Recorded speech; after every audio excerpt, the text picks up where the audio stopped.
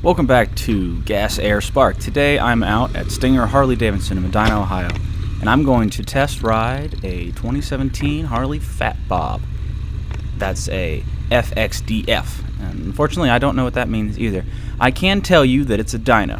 What that means is a twin rear shock and a rubber-mounted engine without counterbalancers. HD markets the dyno line as sport cruisers, so a lot of ways these are some of their most balanced bikes. So what makes a Fat Bob different from the others in its line? Well, this guy has a bigger front end than what you'll find on its dyno brothers. That means big, stiffer front forks for better front end feel, and a full-size front tire that almost looks like sport bike rubber. It also has dual front discs. Now this is still a heavy bike, tipping the scales at 706 pounds ready to ride, but that weight falls away at anything above parking lot speeds. Now we've also got a nice 5-gallon tank, which should give plenty of range. It should give over 200 miles of range, and that seems about right. The forward controls are just slightly further than I'd like them to be, but I can get used to this. This is powered by the 103-inch twin cam motor. It's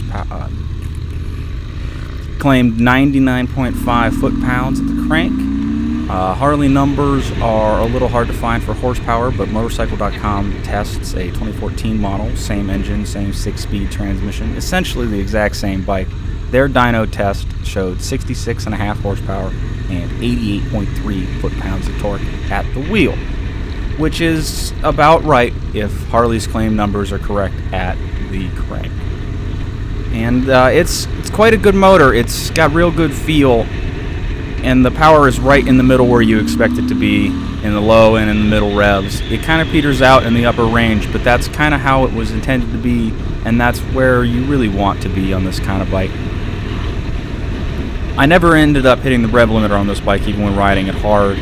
I think that's because the power kind of trails off before you get too high in the revs, and it really asks you to ride it using the mid-range.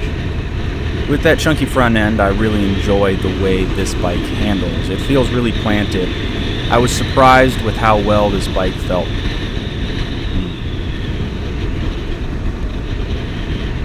I was surprised by how smooth this bike was, especially considering dynos and their non-counterbalanced engines are considered to have a reputation for being a little vibey. I didn't find that to be the case. The transmissions did live up to the Harley reputation of being clunky, but everything in this class of bike does. And I don't think that that's necessarily a bad thing. I think that's more of a positive feel, in that unlike sport bike transmissions where sometimes you only know it went into the next gear because the rev changed and you moved your foot, this has a really positive feel. It's definitely a solid clunk.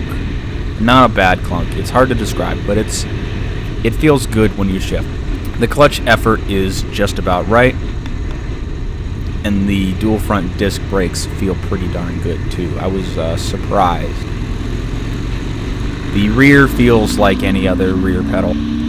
This bike goes around corners much better than you would suspect looking at it from the side. This bike it looks like a boulevard cruiser, and it looks like a quintessential Harley Davidson.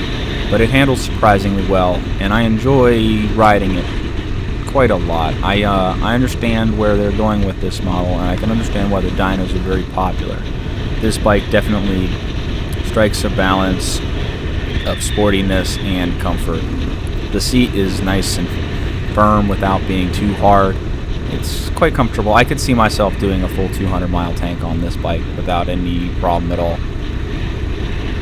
I believe the foot pegs are adjustable. I'm not 100% sure on that, and they appear to be adjusted all the way into the most forward position, which, considering that I'm 5'8.5"-ish on a good day, I would need to adjust those back to a little bit closer to the mid-range.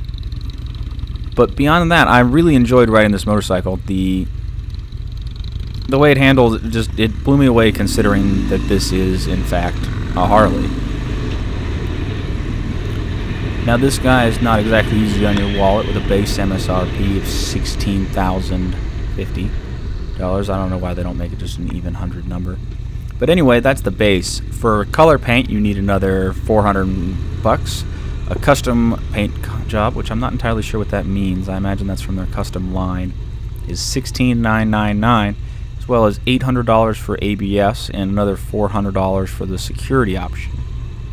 Our dealer's going to tack on at least $390 freight, and I'm sorry, if you live in California, it's another $200 for the emissions control units. I didn't get any actual pricing from this particular dealer, but this is definitely a medium range Harley, and it's definitely an honest Harley, not a Sportster or a Street, without carrying the somewhat outrageous price tag that some of the other bikes, especially in the soft tail and the touring class, carry. This has a EPA combined highway city rating of 42 miles per gallon. And of course, they recommend 91 octane or higher fuel. Maximum lean angle depends on whether or not you're leaning left or right, and I guess for Harley every degree counts, because when you lean to the right you have 30 degrees of lean angle, and when you lean to the left you have 31 degrees. Basic dimensions are it's 94.5 inches long and has a seat height of 26.1 inches, a wheelbase of 63.8 inches.